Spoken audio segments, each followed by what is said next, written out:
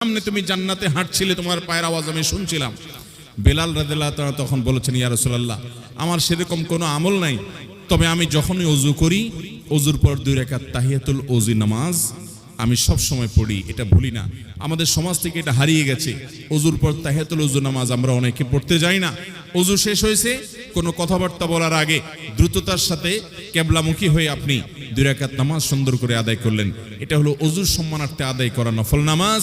এই নামাজের মাধ্যমে বেলাল রাদিয়াল্লাহু তাআলা আল্লাহ তাআলা এই মর্যাদা দিয়েছেন। তো এই হাদিস থেকে আমরা বুঝলাম, যদি কেউ উত্তম রূপে ওযু করে, যে ওযুতে পানি অপচয় নাই, যে ওযুতে অহেতুক কথাবার্তা নাই, যে ওযুর শুরুতে বিসমিল্লাহ আছে, যে ওযুতে মিসওয়াক আছে, যে ওযুতে উত্তম রূপে ওযু আছে, যে ওযুতে সমস্ত সুন্নাতগুলো প্রতিপালন করা হয়েছে, সুন্দর করে নাকে পানি এবং কুলি করা হয়েছে, এরকম ভালোভাবে ওযু করার পর যে ব্যক্তি নামাজ পড়বে, এরপরে আল্লাহর প্রশংসা করবে, গুণকীর্তন করবে, মর্যাদা বর্ণনা করবে,